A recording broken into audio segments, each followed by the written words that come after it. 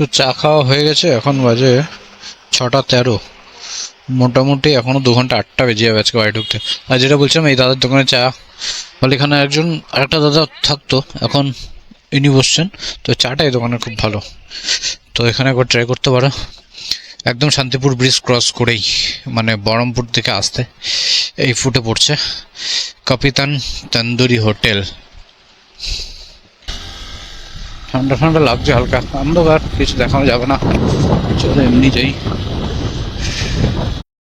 6টা 36, আর আমি পৌঁছে গেছি কল্যাণী টোলগেটে।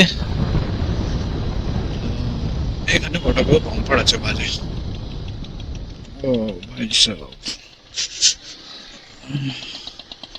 এখান থেকে বড় জাগুলি থেকে বাদিকে নেব।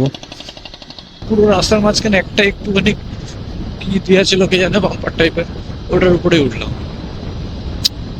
এটা আমার সঙ্গে প্রায়ই হয়। পুরো রাস্তা প্লেন রাস্তা, যেখান থেকে যাবো রাস্তার মাঝখানে একটা বড় কিছু চলে আসে, আর হাইওয়েতে দুম করে ব্রেক মারা বা লেন চেঞ্জ করাটা একটু চাপের হয়ে যায়। ওর জন্য উপরে ওঠাতেই হয় গাড়ি। আমার সঙ্গে এটা প্রায়ই হয়, কেন কি জানি। আর কার কার সঙ্গে হয় একটু জানি না।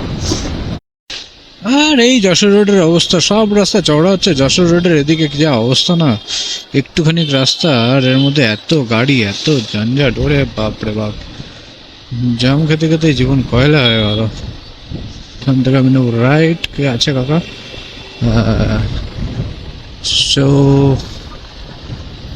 This is our home route. বাম্পারটা উড়িয়ে দিলাম হালকার উপরে।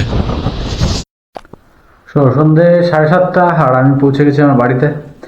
তো অবস্থাটা দেখো, দাঁড়াও, দেখো অবস্থাটা, কতগুলো পোকা মেরেছি আমি, কতগুলো জীবহত্যা করেছি।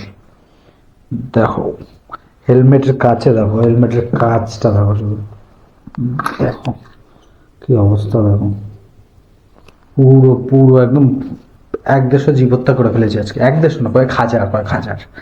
তো এখনকার মতো টাটা, আবার দেখা যাচ্ছে কালকে সকালবেলা।